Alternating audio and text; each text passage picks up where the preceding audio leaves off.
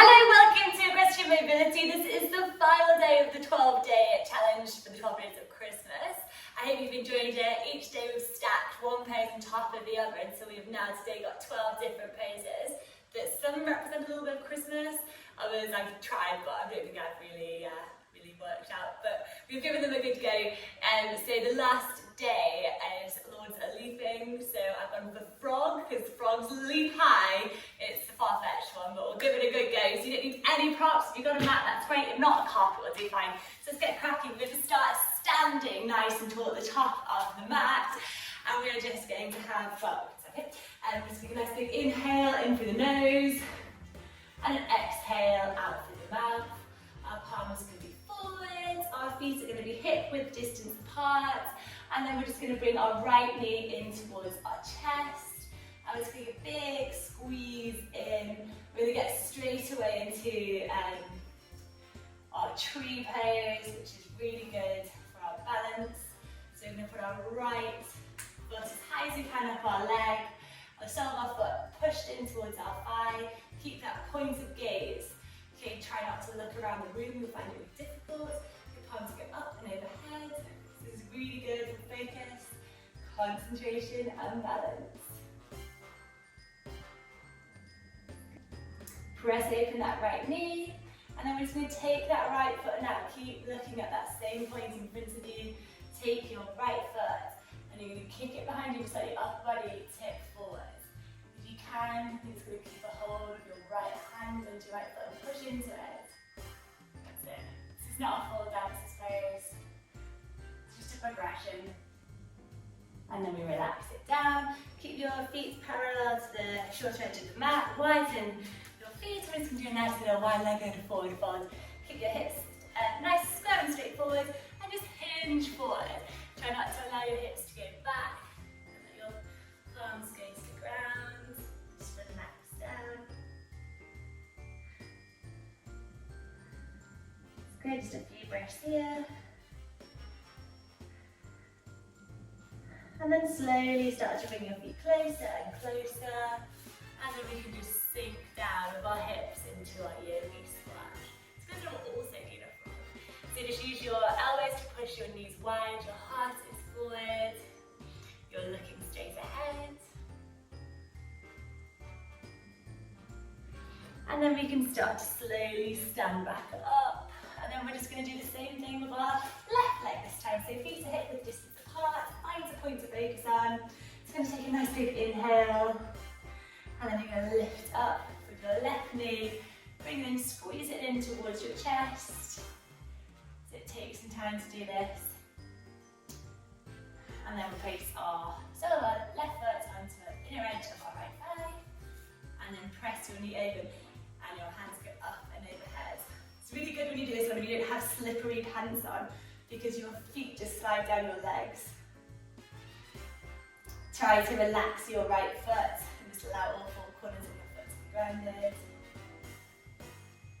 And then we'll go ahead and we'll bring our left foot and we're just going to kick it out behind us. And you can hold on with your left hand and just hinge forward. So you might notice the difference between one side and the other. And then we relax back down. From here, just going to slowly go into your boat pose. If you can, do it without your palms touching the ground. I think it's really difficult. So just sink your hips onto the ground as I fall. And then your lower legs will be parallel to the ground. Feet are hip distance apart. Heart is forward. Palms go up towards the sky. And just hold. That's it. Don't worry, we start to shake. And then we cross at the ankles, and we're just going to put our wrists below our shoulders, our knees below our hips. Just going to do a little cat and cows. So in the inhale, drop the belly, lift the gaze, elbow goes up. And exhale, round and contract. Just have a little bit of movement in that spine. Really good for correcting the hollow back when in the saddle. If you're in stretch stretch, you've got a hollow back. Just try a little cat, try a little cow. You might be able to figure it out. Straighten yourself up. So from here, we're just going to widen our knees to the outer edge of the mat. And we're just going to allow our feet, our toes to point out to the side. And And we're just going to put our forearm down onto the mat. And we're just going to do our frog pose. So, and this is really good for hip mobility. So we're just going to inhale, and on the exhale, we're just going to squeeze our hips back a little bit more. Inhale, you can rock forwards. Exhale, back. And just keep really slight movements. Just at that end point, just pushing back and then forwards. So,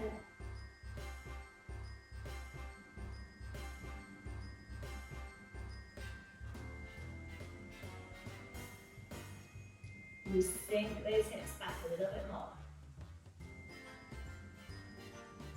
And then we're going to start to bring our knees in, and then our hips are going to stay above our knees, and we'll allow our palms to go in front of us, melt our forehead down to the mat, just a little puppy stretch. Just let your armpits melt towards the mat.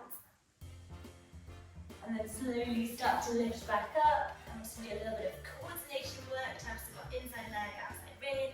So we're going to lift up the bar, and to keep our core nice, strong, tight and engaged. And then we're just going to lift up our right arm and our left leg. And we'll just lift out. We hold. So. This should start to get easier than day 4 when we first started doing these. And then relax down. And go the opposite arm, opposite leg. Really stretch out. Really point those toes. Point those fingers. And then down, one more each side.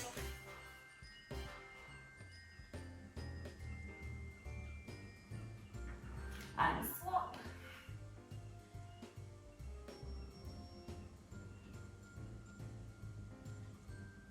And relax down. Let your palms go out in front of you. Tuck your toes underneath. Lift your hips up and back. Pad out your feet. We're in our first downward facing dog. From here, lift your right leg up to the sky, bend at the knee, really push, squeeze, open up that hip, lift that knee as high as possible. Look forward past your palms and place your right ankle behind your left wrist. Let your left leg up behind you and drop your hips nice, square and straight. And then relax down into it.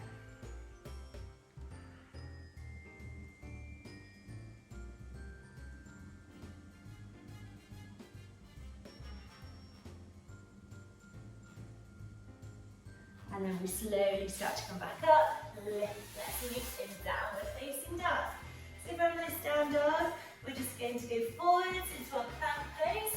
So our shoulders are going to go over our wrists, and we're just going to hold.